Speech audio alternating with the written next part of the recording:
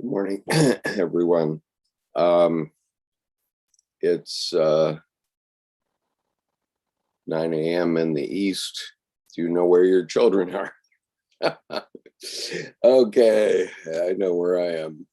And my partner in this, Jordan Haggard, has not yet connected. Sometimes he has difficulty connecting, so I'm going to go ahead because I don't want to keep the world waiting for this message. And so let me explain what I'm going to do today. I want to talk about two things. One is Dr. Jung's healing message, which is discussed in this book, Liberating the Heart, Spirituality and Jungian Psychology by Dr. Lawrence Jaffé. Dr. Jaffé was the son of Agnella Jaffé, who was the scribe for Jung's memoir, Memories, Dreams, Reflections. And in his own life and adulthood, he became a Jungian analyst in Berkeley, California. And so I want to, first of all, talk a little bit about the new stage of consciousness that we are entering. And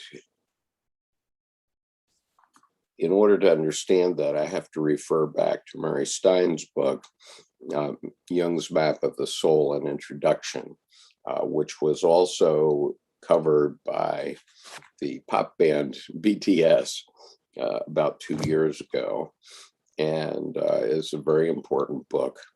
And in Dr. Stein's book, he talked about 5 stages of consciousness, or 5 stages of psychological development of the human being. Now, keep in mind that all of us, when we are born, are wild animals. And I was introduced to that again this past weekend when I visited my grandchildren. And one sees exactly how young children, human beings, react to their parents and react to the world. And that is basically as a wild animal. And so there are stages of consciousness, and the first stage is that of an infant. An infant is born into the world. All of a sudden there's noise and light, and they have no idea what's going on. And of course, one of the first things they do is scream, which is good news for the doctors because it means that they're getting air into their lungs.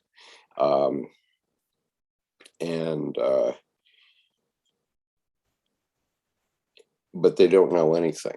And the first thing that happens to them is that some accommodating goddess puts a nipple into their mouth, and they start to be fed. And so that is the first experience, or a couple of experiences, of a human infant. And Dr. Jung delineated that part of human life as participation mystique, or if I try my limited French, participation mystique. And what it means is that you don't know what's going on, but you try to look around and see what's happening, and you try to mimic people around you that you see. And this goes on for at least a couple of years, maybe 3 years. Good morning, Kathy. Nice to see you. And I've put you down last night for the confluence next summer, by the way. So you're on the list, definitely, because I have been making the list, and I got you there. Anyway, the idea of participatio mystique is that the infant starts to see good things happening to it. They're getting fed, they're getting cleaned up by their parents, and so they stop crying and start going with the flow, and they try to mimic what they see. And gradually, at about age maybe 15 months, they start to walk. They start to make sounds. I have an almost 2-year-old granddaughter who is a little precocious, I think, because she is wicked with the word no. And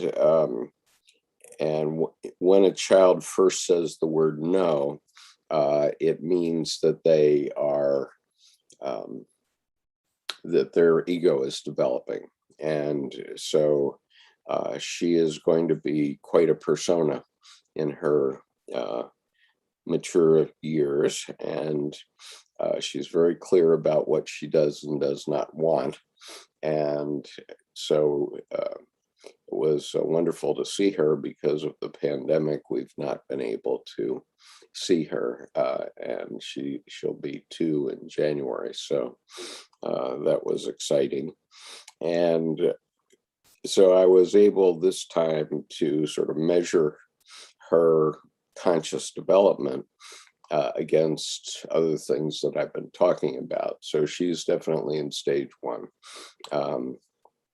Then stage 2 is one begins to see one's parents as gods. And in that stage, all your needs are being taken care of by your parents. You still don't know much about what's going on, but you just recognize that they have all the power and their light.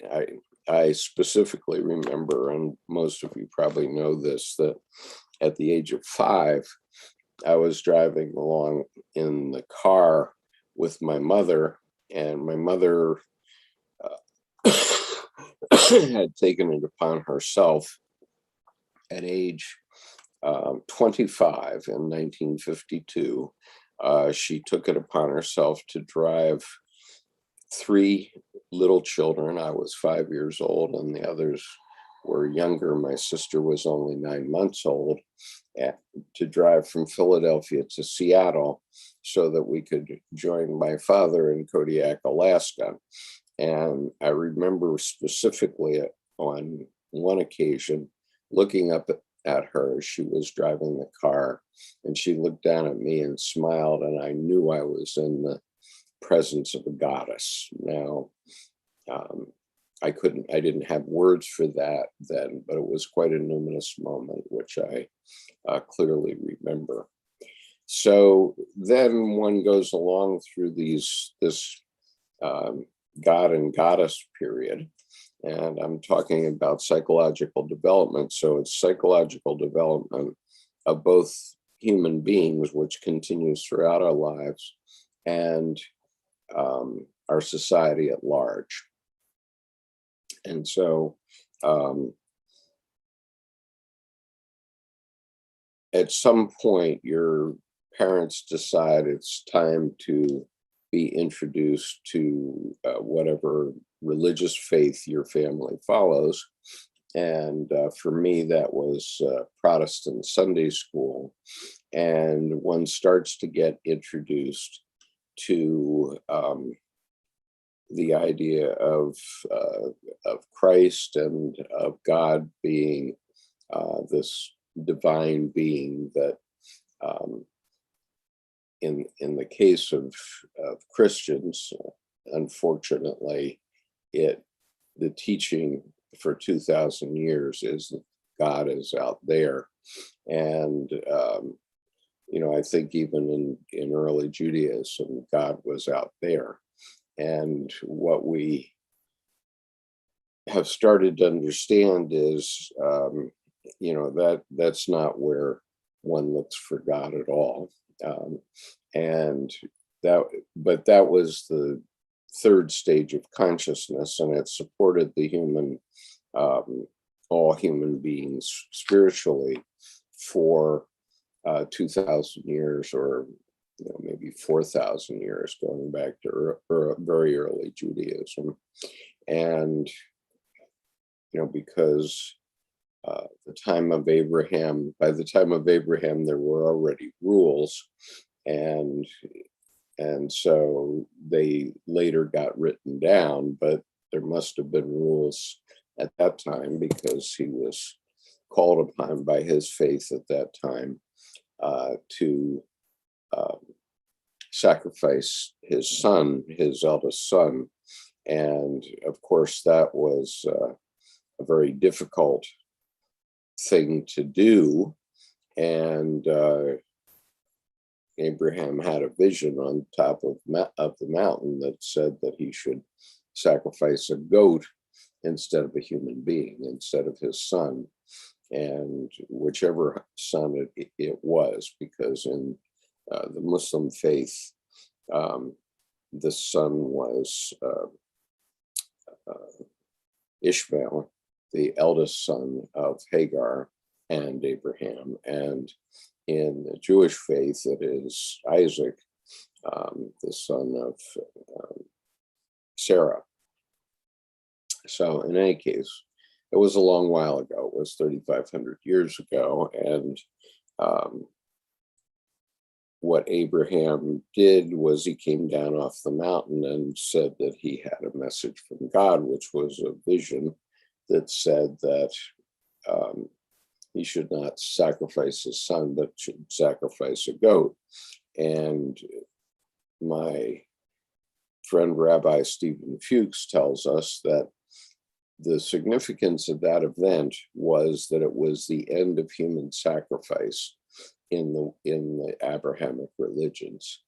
And human beings, for whatever reason, over thousands of years, had been sacrificing their children to a angry God, and trying to get the God to be nicer to them. And they thought that if they sacrificed their greatest treasure, their eldest child, that they would get better treatment by their God. Boy, am I glad they changed that, because I happen to be an eldest son too, so that came along and saved me. But in any case, God was seen to be outside. And then the fourth stage of human consciousness was that the scientific method started to come along, and it sort of debunked a lot of myths that exist in all of the religions of the world, and that was a catastrophe.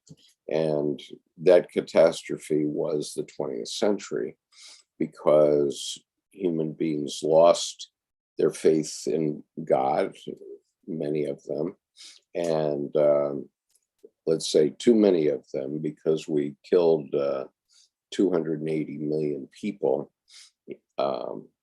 in wars that were about who's got the best methods of killing one another, rather than based on it's God's will type thing.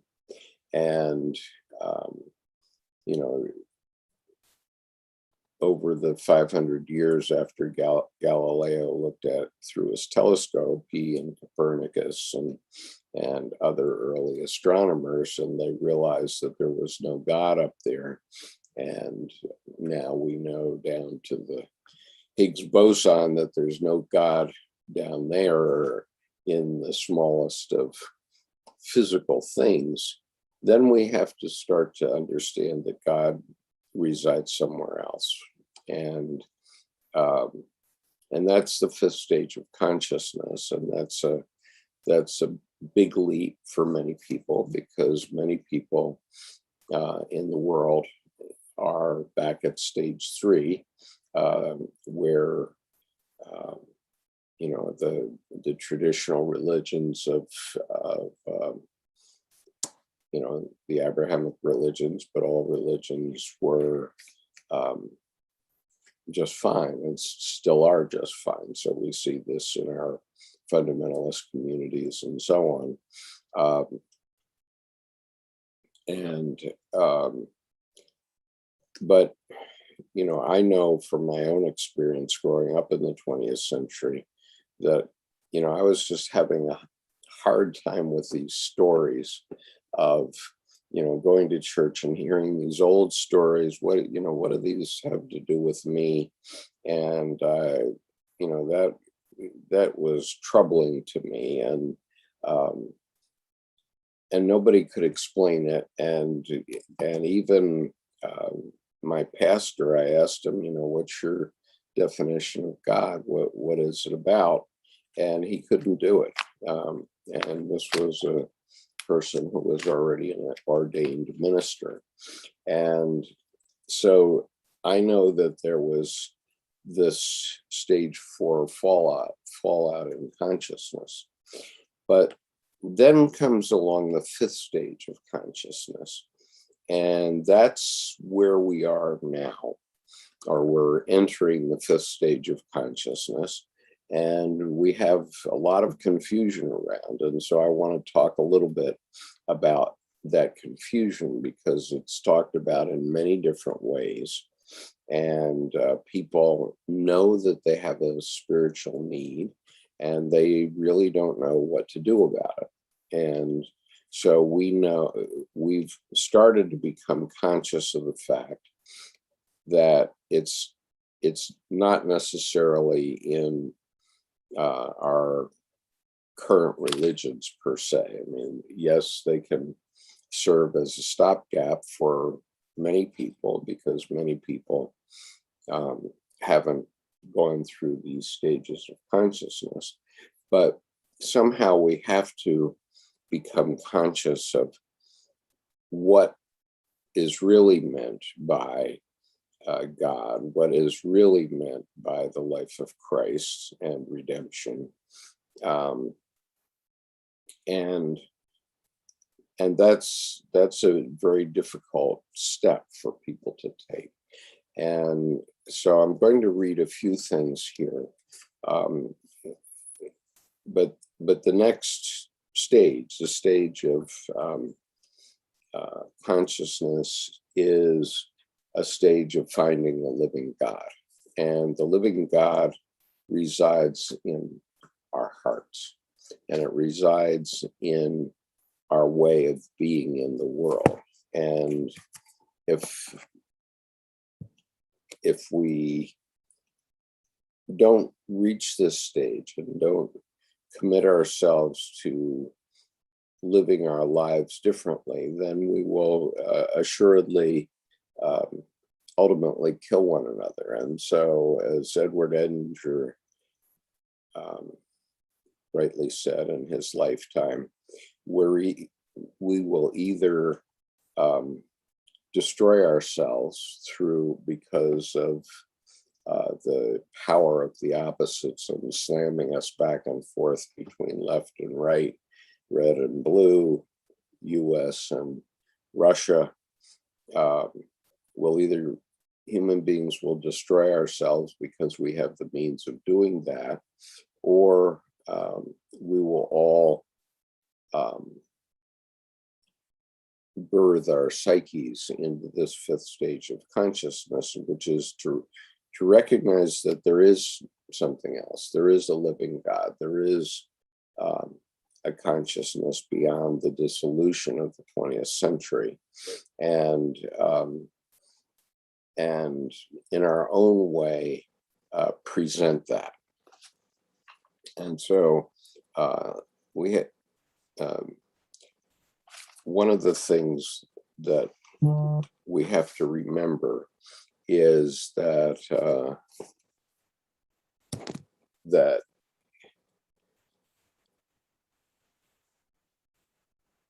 it's up to us, and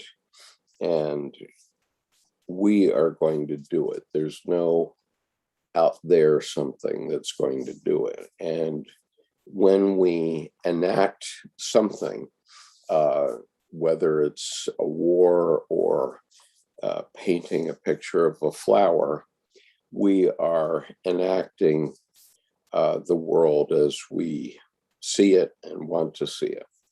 And so what Dr. Jung was talking about throughout his career was what God is. And what he was talking about was, what do you think God is? That is the God image, so-called. And so that's your image of God, keeping in mind that Dr. Jung pointed out that there's nothing that happens to any human being that doesn't happen right here. It happens in the psyche. And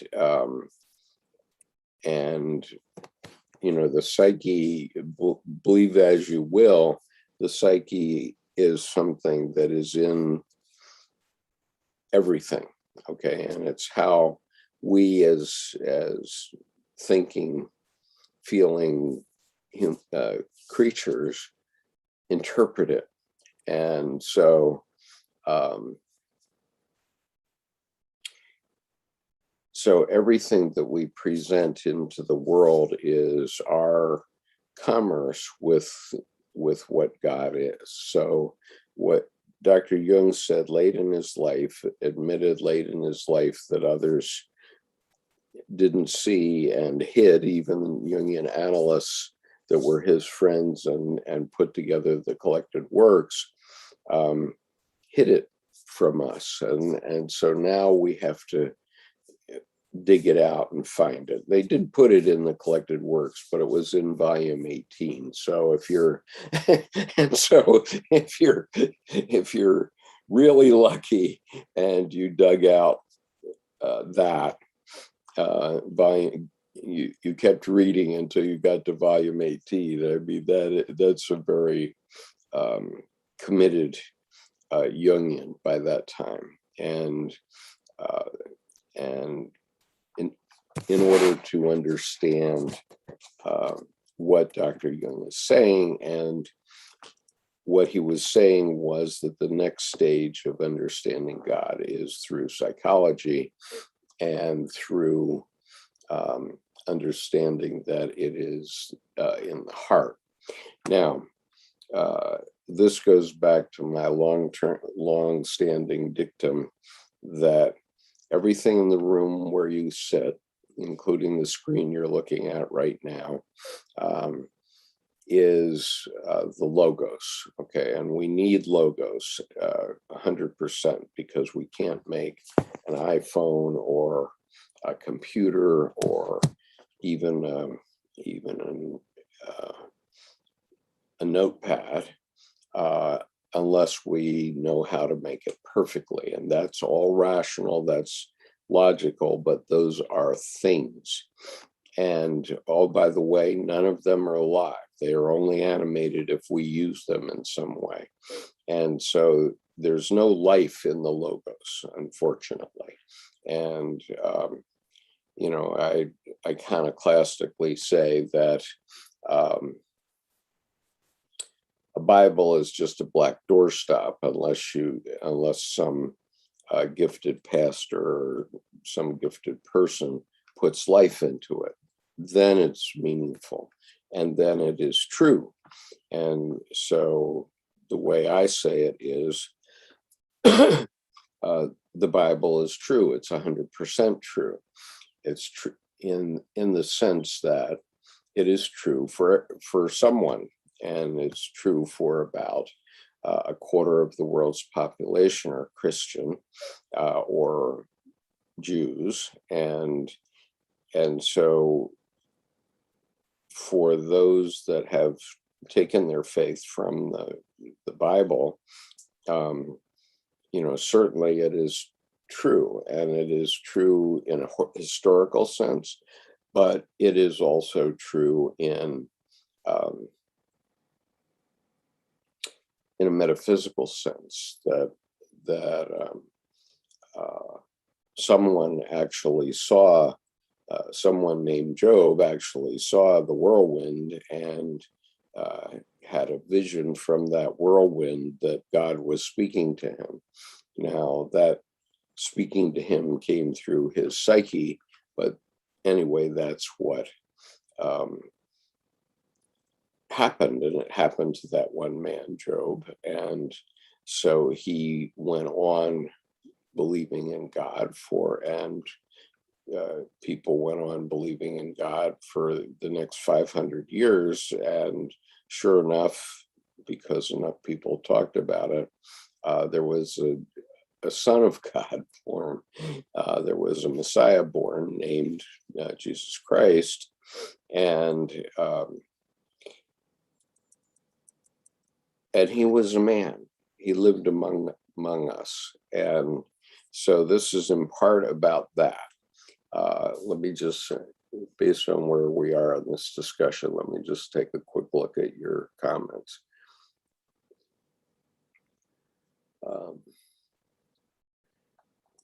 And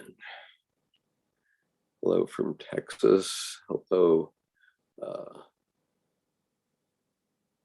Matthias.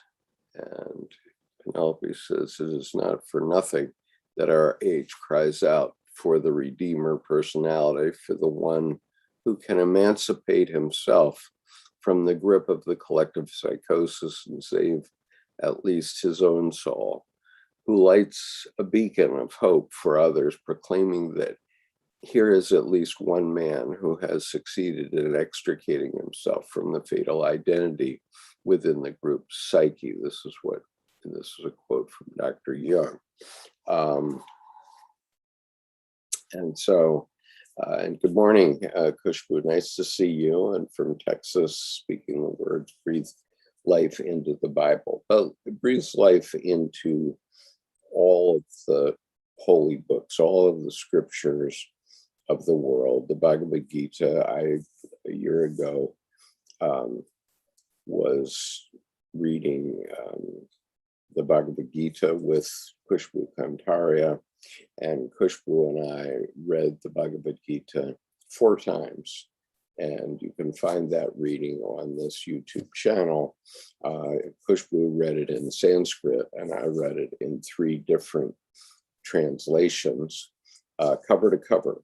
And what we found in the Bhagavad Gita is the things that all people find in all religions, actually, and how to look at one's faith and oneself, because religion becomes an attitude. And this is what Dr. Jung said. So keeping all of that in mind, and so one other thing to keep in mind is that there is something within you. Dr. Jung called it, and Dr. Edinger called it the God image, but you can call it what you like. There is a drive in you that tells you what you do, what you should do in this minute. So that drive is, today it's driving you to listen to something that I'm saying for whatever reason, because I'm not ordained at all. And I'm just giving you the best of my thoughts about this. But there is something in every human being that tells them what to do minute to minute. And Dr. Jung called that something the God image. Now, there is something in society as a whole that also drives society. And what gives us psychic energy is that there is duality. In other words, there is energy created. it's created in many ways, but it's always with duality. And so even the electricity that you're using in your computer right now, that electricity is created by a magnet running over coils. That's how a generator operates, and it produces electricity, which we then have made great use of. But in everything, and obviously including in our politics, regretfully, when there's energy that's produced by duality.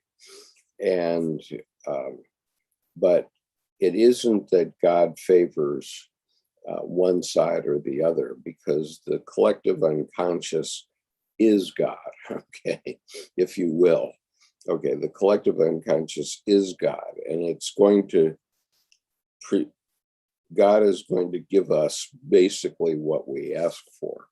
And so if we stay in duality, as for example, red states, blue states, then God is going to give us a lot of heartache and pain, because God is one, he's not both. Okay, in other words, how could God send 6 million Jews to the gas chambers? How could God kill 280 million people in the 20th century? And the reason is that God is the sum total of all of our unconscious. It is the collective unconscious. And eventually, God pushes us in the direction that we have to go. So in the classic biblical statement, God works in mysterious ways. And what we learned in the mid-20th century is that God doesn't want us to live under a totalitarian regime like Nazi Germany. And Winston Churchill made the point very clearly when he was asked why he was putting 55 million pounds into the budget for the British Museum. And his answer was, well, if we don't do that, then what are we fighting for? Because the point is that the totalitarian side is the side that is all logos oriented, but there's no heart in it. And so if all you want to do is make the trains run on time, then the totalitarian side may be the way to go. But there's no life in that. There's rules, there's this and there's that, but there's no life in that. And we live our lives on the other side of the equation, which is the eros side of the equation, the heart side. And most people in the 20th century don't understand that point yet, but that's the point, that nothing in the logos is alive. And as soon as we create something, even watching this video after the fact, you're looking at logos. There's nothing alive in a film or a video. What's alive is the human beings that are engaging with one another. And okay, I can engage with people over a long period of time, but there's nothing about the video that's doing that. It's that my psychic energy is passing across to you in a mysterious way that we can't really say. And I can't say how you will take it. But anyway, one of the points, and the point I wanted to raise at the beginning of this, is that we are entering a new stage of consciousness, which is a new recognition that there is something spiritual, there is something mysterious that we can't put our finger on and that we cannot directly control. And we're having a hard time describing it. And one of the things I want to do here is to show you why we're having a hard time describing it. But I'm going to refer for this to the liberation of the heart, spirituality, and Jungian psychology here. And first of all, I'm going to refer to the 3 quotes that are in the front of the book. And so that you see the drift of Dr. Jaffé. But Kathy says, when you look at something, it changes. Exactly. And so, once we try to get something fixed, like, okay, now I've got it, boy, it will change on you. And so if you have a bowl of Jello and that's hard and firm and so on, and you think that's God, boy, that's going to change as soon as you do anything with it. Okay, so here are the 3 quotes. First of all, from Marie-Louise von France, The Way of the Dream. In our modern world, we have achieved sexual freedom. Now comes the much bigger problem, the liberation of the heart.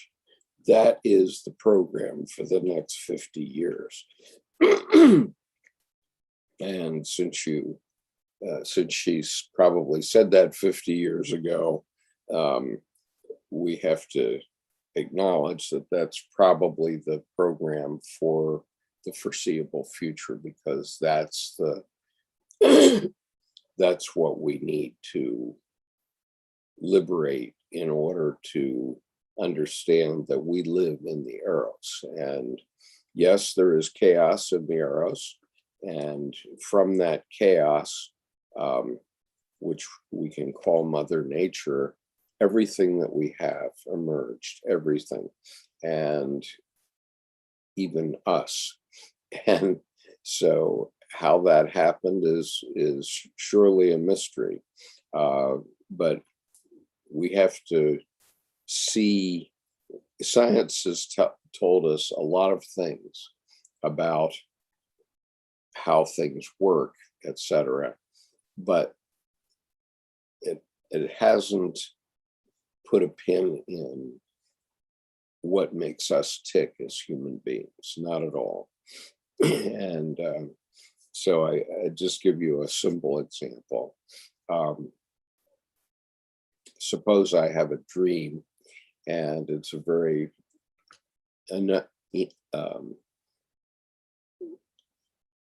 amazing dream with full color and everything.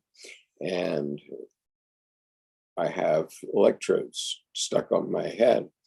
Well, scientists can tell me, oh, this part of the brain is activated, or that part of the brain is activated.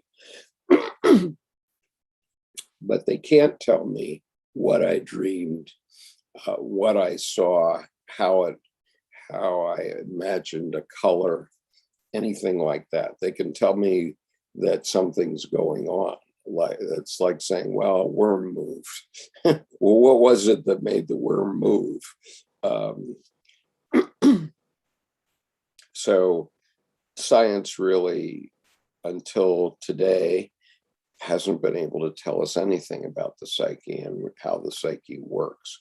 And Dr. Jung's psychology was about experience. We know from experience that if X happens, Y is likely to happen, but it doesn't always happen. So I went to business school, and it was basically 15 courses in statistics by different names. And but during that 2 years of going to business school, I never once heard about a black swan. Well, a black swan is now the statisticians say, well, that's an outlier that's so far out that it can't possibly happen. And yet it does. And it did in 2008 when our economy crashed. And with 2020 hindsight, we know what caused that crash, and it was caused by the 7 deadly sins of greed and gluttony, etc. But statisticians still can't tell us when the next black swan will occur, and that's the mystery. That, you know, even in statistics, that's the mystery. And so let me read the next quote here. And this is from Dr. Jung's Vision Seminars. He says, as a rule, the leading idea of a new religion comes from the symbolism of the religion that preceded it. For instance, the leading idea of a new religion to follow the Christian age would be that everyone is Christ. Okay, everyone is Christ. And, you know, this relates to a story that Scott Peck, Dr. Scott Peck told, which is the gift of the rabbi. And in this story, there are 5 elderly brothers that are in an abbey, but their abbey is falling into disrepair. Their vines growing up over the outer walls. They just can't keep up with all their housework, among other things. And and so they're wondering what will happen. You know, will their abbey be taken over by like the Planet of the Apes type thing? But these 5 monks knew that occasionally a rabbi would come to a cabin in the woods, and they had enough knowledge about their unconscious to know when he came. They were aware that he was in the woods, and they would say to one another, the rabbi is in the woods, the rabbi is in the woods. And so one day, the chief among the 5 monks went over to the rabbi's hermitage and asked if he could ask for advice. And the rabbi invited him in, and he explained the problem that they were having with the abbey and asked what they could do about it. And the rabbi said, well, you know, I don't know what we can do or you can do to save your abbey, but did you know that one of you is the Messiah? And the abbot was startled to hear that, and the abbot said to the rabbi, say that again. He says, one of you is the Messiah. And so the abbot says, well, which one? And the rabbi says, I don't know. I just know that one of you is the Messiah. So the abbot was very taken aback, and he went back and told his brothers that. And over time, what happened was that they all began to treat one another differently. And in time, they started to trim the vines that were growing up on the outside walls, and they would care for the garden around the abbey.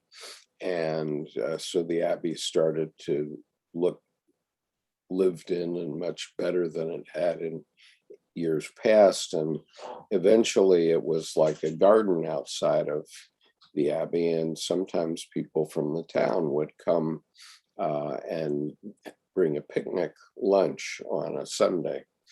And so the abbey became different. And ultimately, some young men who had come on those picnics came to the Abbey and said, well, they'd like to consider joining the order. And that revivified the Abbey.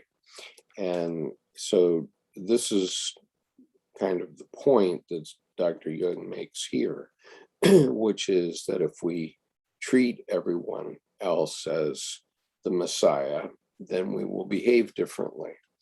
And, that's very hard when we've been having our politicians driving hard one way or the other for the last 50 years. They've been, some group of people have been grabbing everything that they can through their greed and gluttony, and have left a lot of the rest of us in the dust. And so shouldn't we be pulling hard back against them? And that's the mystery of solving duality, which is the solution to pulling hard one way or the other isn't a solution at all. As long as we do that and continue to do that, we will find no solution. And the solution will only come when we can find that we all live in the same world, and that we're all guided by the same instinct, the same God that is within all human beings. And science has shown that there isn't a dime's worth of difference between any human beings, except for their attitudes and their level of knowledge and so on. And so anyway, then the third thing here is an ancient Chinese curse, may you be born in interesting times. And obviously, we're born in a very interesting time now, which is caused by all of this dualism that we've had foisted upon us all these years. And so I'm going to go into the introduction here because we're trying to put a name on what this new period is about. And this new period of this new stage of consciousness that we need to move into. And Dr. Jaffé explains it very simply. Okay, and mind you that that this is about the eros. So he says, since I will offer no logical sequential argument, it may be necessary at times to recall that we are proceeding round and round a central idea, which is that Western civilization, and I would argue all civilization, is about to move under the rule of a new guiding principle, one that has been neglected in the past. Okay, so here's what he says about the guiding principle. The new principle has many names, and here's why we have so much confusion, because the new principle has many names. Here and in chapter 10, I call it the feminine principle. And of course, red-blooded, meat-eating men in the red states think, nah, I don't want to be part of the feminine principle. So obviously that causes a reaction. In other places, it is expressed as the psychological dispensation, chapters 1 and 11. So the psychological dispensation, meaning that we can understand ourselves through psychology. Then God needs man, chapter 4. Well, yes, God needs man because nothing happens out in the universe without a consciousness to see that it's happening and interpret it in some way. So God needs man. Man has a soul, and there is a buried treasure in the field, chapter 9. The religion of experience, chapter 1. The reality of the psyche, chapter 2. Meaning, chapter 6. Or the validity of the inner subjective world, chapter 7. These different names for the new ruling principle reflect different aspects of it. No one sentence, no one name is adequate to characterize what is a new manifestation of God, whom no one can describe. And so I think that that's profound, what he said there. And I'll just read it straight through again without stopping for my commentary. That new principle has many names. Here and in chapter 10, I call it the feminine principle. In other places, it is expressed as the psychological dispensation, chapters 1 and 11. God needs man, chapter 4. Man has a soul, and there is a buried treasure in the field, chapter 9. The religion of experience, chapter 1. The reality of the psyche, chapter 2. Meaning, chapter 6. Or the validity of the inner subjective world, chapter 7. These different names for the new ruling principle reflect differing aspects of it. No one sentence, no one name is adequate to characterize what is a new manifestation of God, whom no one can describe. Then he goes on. Naturally, all these expressions for the same central truth may generate confusion. Perhaps it is best to approach this book not with the critical intellect alone, but in the way you would approach a book of poetry, allowing the words, images, and ideas to sink into your heart. Let them touch and move you, if they will, and wait. Waiting, too, characterizes the feminine principle. The instinct assists in bringing psychic contents to consciousness. In this world, little of enduring value comes to us without a period of gestation. The Great Mother knows, even in our civilization, even if our civilization has forgotten, that there lies in our unconscious an ordering capacity, which will orient us if we give it time and attention. As Jung liked to say, the devil can best be beaten by patience, having none himself. I am trying to describe, or at least point to, a new ruling principle, an emerging God. By definition, I cannot be entirely successful in delineating it because God is something that comprehends us. We cannot comprehend God. The different chapters, therefore, represent different attempts to describe our new God. Open the book at any point and observe whether some thought or idea strikes a chord that reverberates within you. If so, I will have achieved my purpose. And so basically, the point is that we've been sold this idea for a couple hundred years at least, that it's very masculine to think of rationally and everything has to be logos and rational. But the problem is, no, it doesn't. And moreover, everything that's in the logos is not alive. There's no life in it. And so, if all you do is think in that rational way, then you won't have a life, very simply. And you'll be coming home from work and saying things have to be this way and no other way. Well, no, they don't. Actually, things can change, and they do change. Let's see.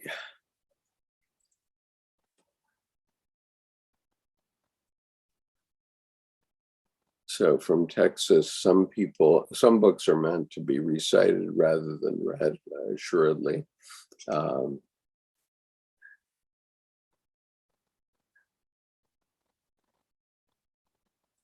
And then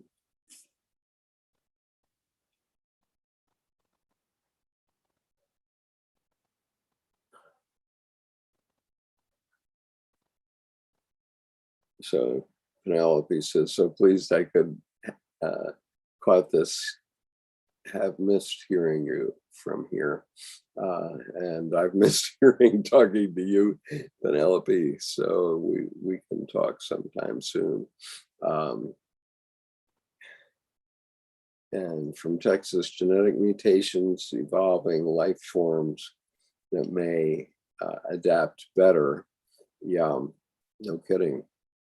And so we do need our rationality and our logos to defend us from those things. And it has done. The problem is irrationally, all these people that think they're logos and nothing else, or I'm a man, masculine, let's be rational. Oh, by the way, they're not very rational because they're not willing to learn from science and therefore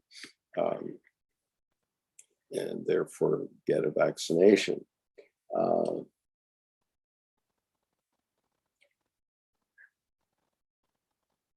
Let's see.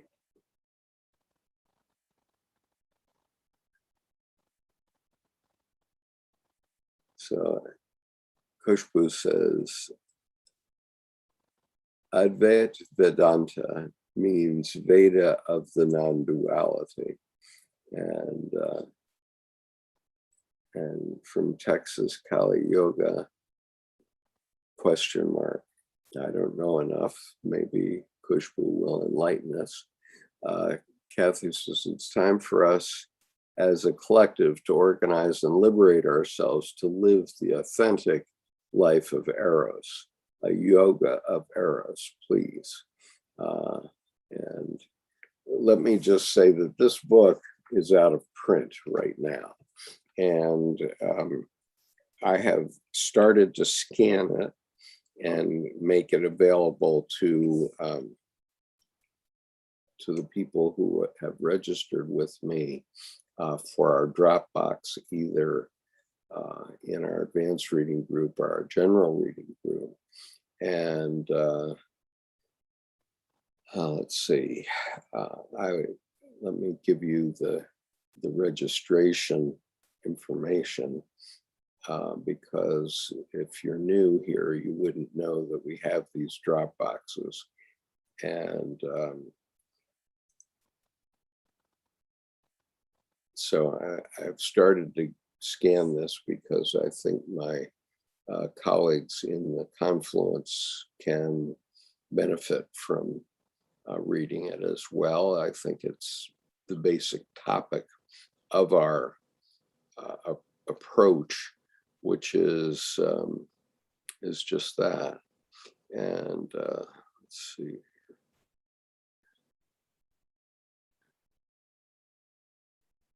Oops, that's not right. I have about 1 million files, and I mean 1 million files. And so I have a fairly good logos-oriented filing system, but it's still overwhelming. So here I'm going to put on to the, this is the link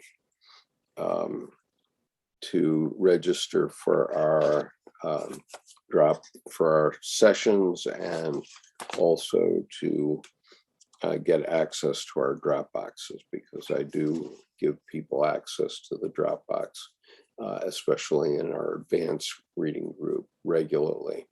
And the advanced reading group, just for your information, meets at 1 p.m. on every Wednesday. And part of the reason for selecting that time, 1 p.m. Eastern time, but one of the reasons for selecting that time is so that it will also be available for people in the EU and Africa, in that part of the world. And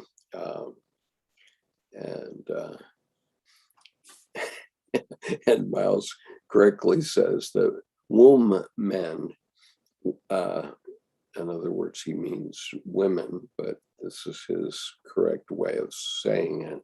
Womb men were not deemed persons until October 1929 in Canada. I think that is related to logos, actually.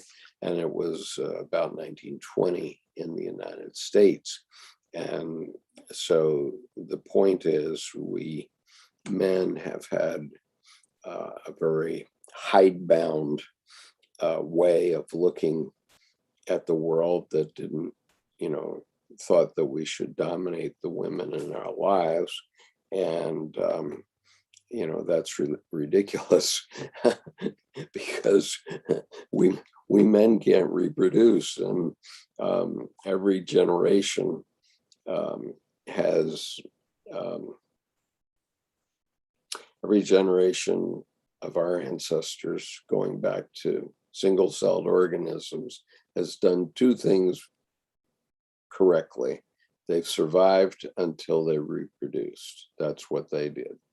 And in every case, that survival and that reproduction has required a female involved in the process. And so women are only half the story, or men are only half the story. And the sooner we gain more appreciation of that and respect for that, the sooner we'll have a better world.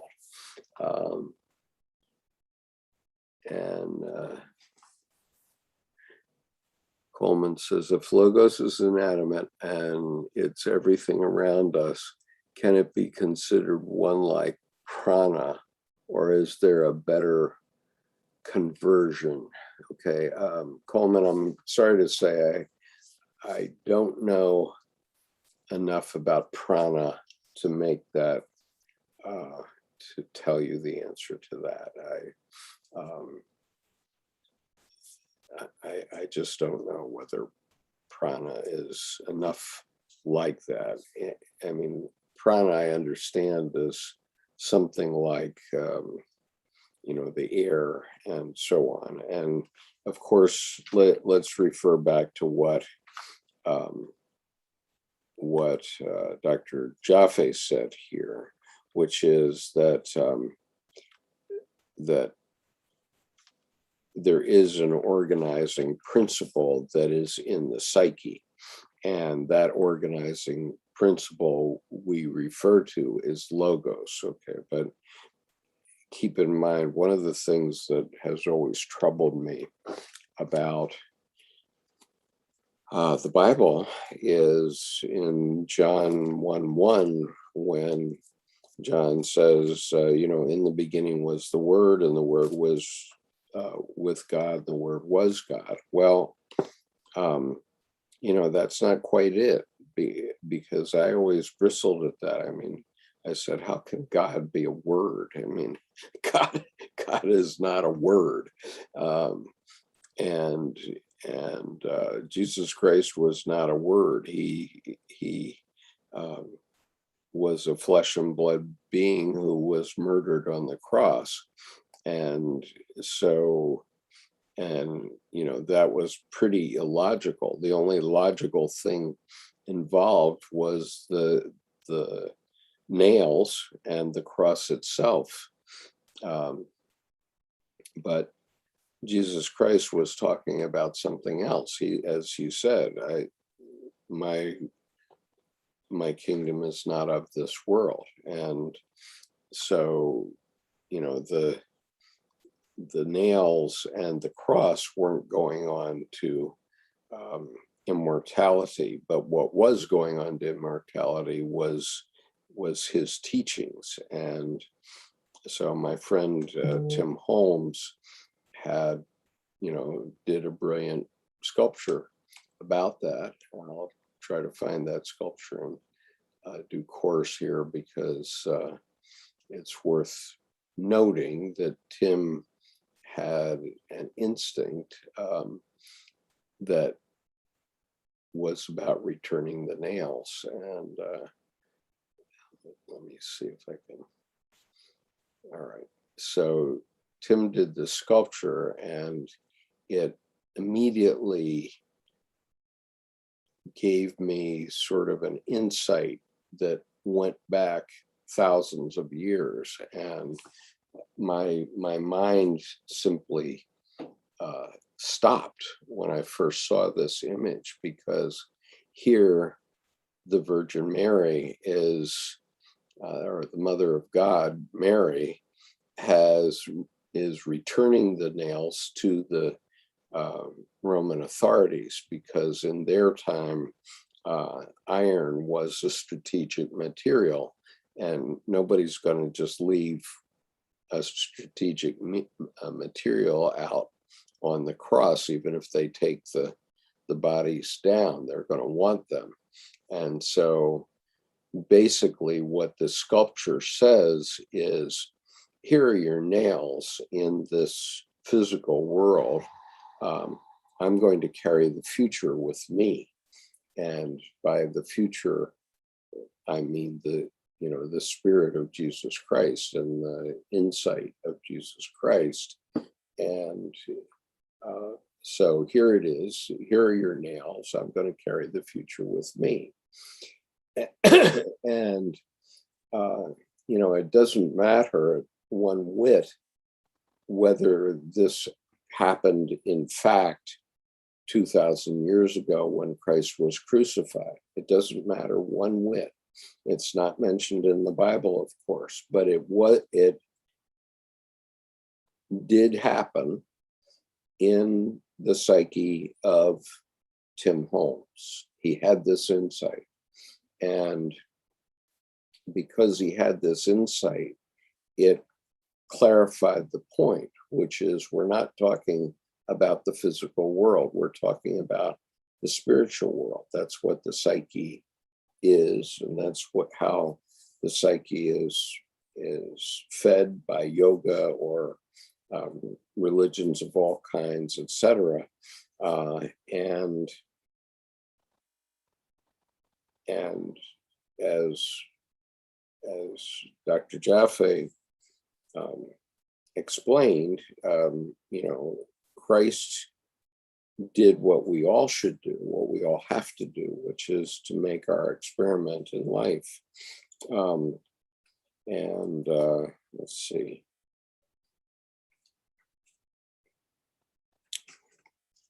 All right, there's a passage of this book that I think I probably should read, since it's 3 pages long, and I'll read it now for those of you who've stuck with this discussion, and you'll see why it's so important. And it's going to seem strange to some of you, but anyway, it can't be helped, because it's something we all must think about. And Miles says the nails are pure logos. So this is in chapter 1, which is called individuation.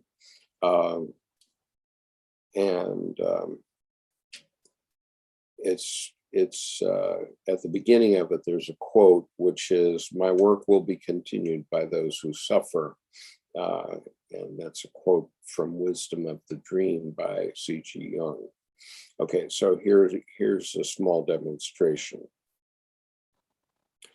A half-century ago, Jung was capping off what would turn out to be his final visit to the United States with a lecture to a huge New York City audience. It included some of his most vociferous critics, as well as many of his staunchest supporters. Jung was planning to explicate 2 key but much misunderstood and maligned concepts of his psychology: the archetypes and the collective unconscious. The lecture, unlike most of his work, was closely argued, and Jung was undoubtedly hoping to present a cogent and persuasive case. Unfortunately, as a witness notes, the occasion was not propitious. Quote, the lecture required slides, a lot of them. And just to give you the full ambiance, this lecture was taking place at the Plaza Hotel in New York, which is one of the most, the most expensive hotels in New York, right at the southern end of Central Park on 59th Street. So here's what it said. The lecture required slides, a lot of them, and an enthusiastic follower had volunteered to project them. But either this man's skills were insufficient or the slides were possessed. They came on upside down or reversed and fell on the floor when he attempted to write them. If Jung wanted to see one again, they moved forward. If he said to go on, they went back. So Jung stood, pointer in hand, on a raised platform before his huge audience, either waiting for the right pictures to appear or hurrying to comment intelligibly upon them before they passed on. Meanwhile, his adherents suffered, reacting at first with great consideration to the awkwardness of his assistant. His remarks became sharper by shades, since negative feelings will out, and the suffering of the adherents increased. Yet that misfortunate lecture ended without anything basically human being destroyed, not even Jung's relation to the assistant, who admitted the justice of a certain irritation. But the muddle and all the interruptions had completely destroyed the continuity of Jung's important argument. Later, he was reported to have told someone, I was analyzed tonight, if never before. In place of the impressive exposition that he planned, Jung had given a small demonstration. Conceivably, this may have influenced the content of what he said later. Now, in what did happen, did that small demonstration consist? First, the witness quoted above, it apparently consisted in the triumph of human relationship over power needs, which, if her perception is correct, is dramatic as it is true. And the demonstration was surely more convincing and memorable than anything Jung could have done. In the present age of intellectual inflation, words have lost much of their power to persuade. More convincing is the example of a person's life. If one lives a personal truth and it makes that person a better human being, then that truth may be a worthy one. In my view, Jung, standing before his huge audience, frustrated and mortified, and having to eat it, became an example of his main thesis, that in this age, every conscious individual is called upon to live a life resembling Christ's.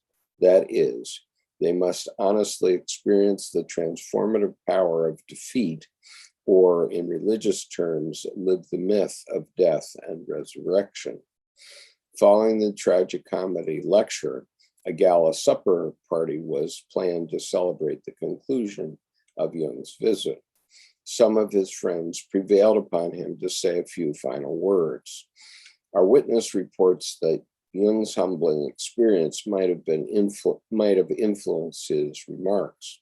If so, we owe a debt of gratitude to that inept projectionist, for a more moving statement of Jung's essential vision has not come down to us. Here, in part, is what Jung said. Quote, Jesus, you know, was a boy born of an unmarried mother. Such a boy is called illegitimate, and there is a prejudice which puts him in a great disadvantage. He suffers from a terrible feeling of inferiority for which he is certain to have to compensate. Hence the temptation of Christ in the wilderness, in which the kingdom was offered to him. Here he met his own worst enemy, the power devil. But he was able to see that and to refuse. He said, "My kingdom is not of this world." But kingdom it was all the same. And you remember that strange incident, the triumphal entry into Jerusalem. The utter failure came at the crucifixion in the tragic words, my God, why hast thou forsaken me?" If you want to understand the full tragedy of those words, you must realize what they meant. Christ saw that his whole life, devoted to the truth according to his best conviction, had been a terrible illusion. He had lived it to the full, absolutely, sincerely. He had made his honest experiment, but it was nevertheless a compensation. But because he had lived so fully and devotedly, he won through to the resurrection body. We must all do just what Christ did. We must make our experiment. We must make mistakes. We must live out our own vision of life, and there will be error. If you avoid error, you do not live. In a sense, even it may be said that every life is a mistake, for no one has found the truth. When we live like this, we know Christ as a brother, and God indeed becomes man. This sounds like a terrible blasphemy, but it is not. For then only can we understand Christ as he would want to be understood, as a fellow man. Then only does God become man in ourselves. This sounds like religion, but it is not. I am speaking just as a philosopher. People sometimes call me a religious leader. I am not that.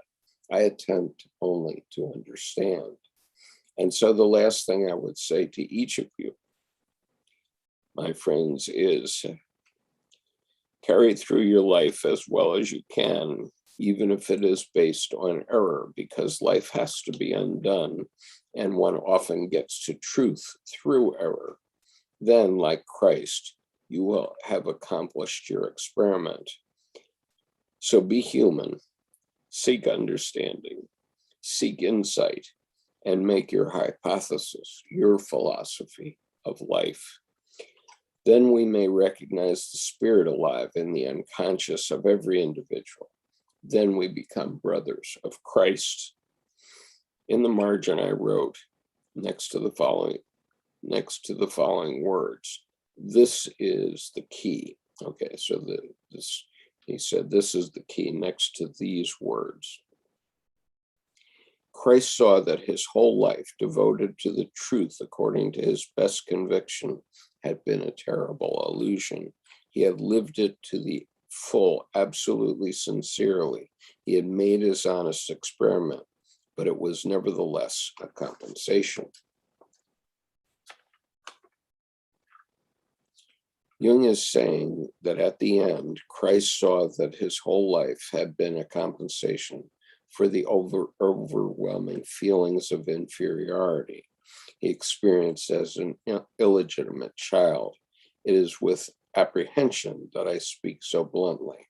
I beg forgiveness of those who are offended by these words, but at least one lonely and forsaken soul, myself, they were redemptive. That Christ's life was, in a way, a compensation does not in the least diminish him. No, it draws me to him and forges an indissoluble bond between us of understanding, admiration, gratitude, and love. To interpret Christ psychologically does not reduce or nullify him. On the contrary, he becomes a living presence in my life. If God is not that, what is religion for? The major theme of this book, then, is that a psychological understanding revivifies the ancient religious imagery. Thus, scattered throughout the text will be found translations of scriptural passages into psychological or experiential language. I'll read one more page here.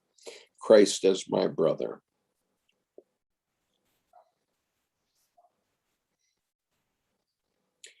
It was in 1977 aboard a jet bound for Israel, my first and only trip to that homeland of our soul, Jew and Christian alike, that I came across the moving testimony quoted above. Like many Jews, especially those whose parents or grandparents were immigrants who had survived persecutions, I would habitually experience upon hearing the words Jesus Christ, a mild but undeniable aversive reaction, like a cold shock. They were words that seemed to say, "You're excluded." Or it was as if I had been born with the memory of generations of my ancestors being torn and tormented in his name. For me to then have a friendly response seemed a terrible betrayal. But this is rationalization. What I experienced was a kind of emotional reflex, and I didn't question it over much. And all in an instant, as I read Jung's words, it was dispelled. I was finally enabled to come to terms with Jesus Christ by understanding him, as Jung said, he wanted to be understood as a brother.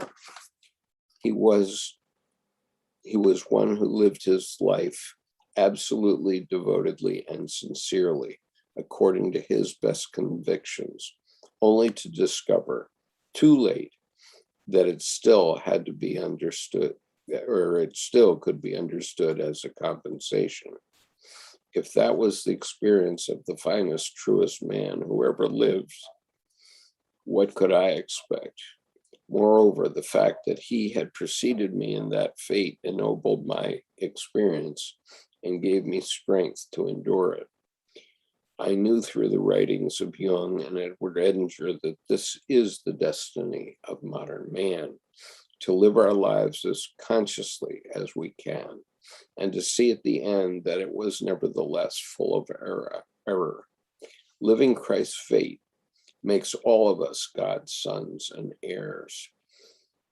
This knowledge gave me understanding, which gave me courage.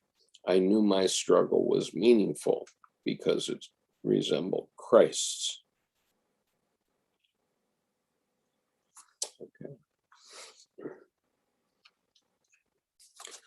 That's probably enough for now.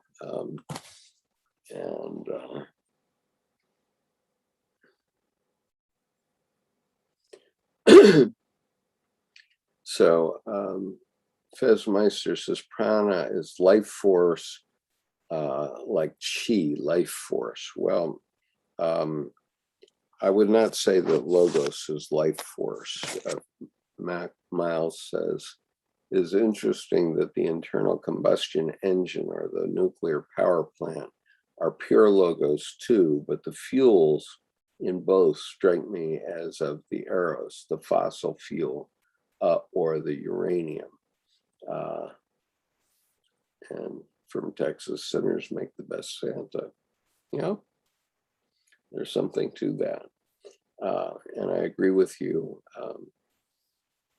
Miles, that a nuclear power plant is pure logos, and the fuels in both strike me as the eros.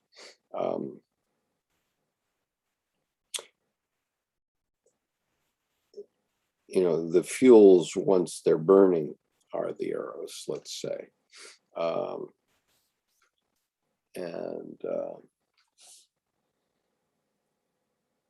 The eros is in the explosion of the internal combustion engine. The eros is in the heat produced by the nuclear power plant.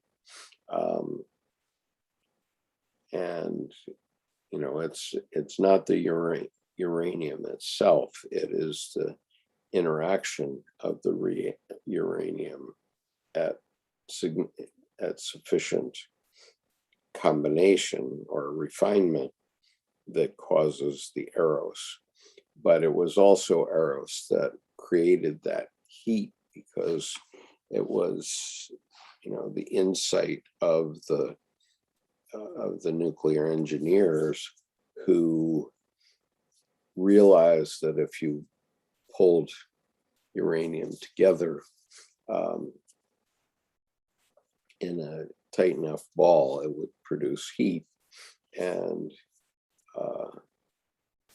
taking that further, eventually you can create the sun, which is the insight of nuclear weapons. And so now we've had all that heat developed, and we realize, thanks to our scientific method, that we now can destroy the earth and all living things on the earth.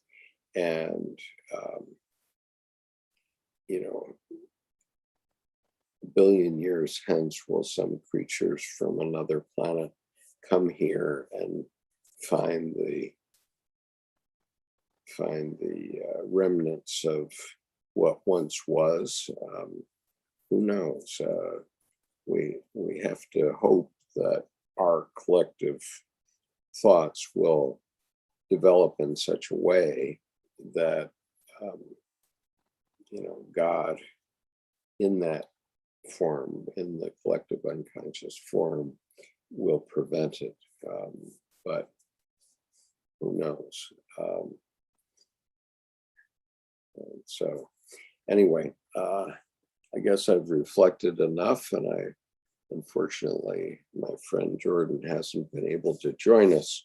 So you've had a 1 hour and a half soliloquy from Skip, and it's probably enough for today. I think that we covered a lot of ground, and as I say, I'm going to be posting my scans of the chapters of Dr. Jaffé's book in the advanced reading group, at least in the collected works folder in that Dropbox. And the reason is that Dr. Jaffé died in 2003, and unfortunately, Inner City Books has basically gone out of business now, it appears, and that was the publisher of this book. And the book itself is now out of print. And so I suppose that the heirs of Inner City Books might have the catalog available for purchase by someone who wants to be a publisher, but that isn't me. But in any case, it's a valuable book and an important book, and I hope we'll all pay attention to it.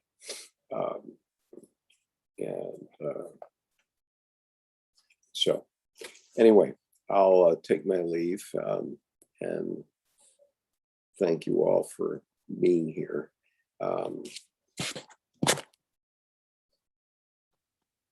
There's much more to say, of course, but I have to leave it to your psyches to digest what I've said, and to see if you can follow the ideas that are presented here. And I really appreciate the very good turnout here today. So perhaps you can get some of these ideas out into the world. And with that, I wish you a good day, and good luck with your Christmas shopping, if you're doing that, or your holiday shopping. And happy Hanukkah to our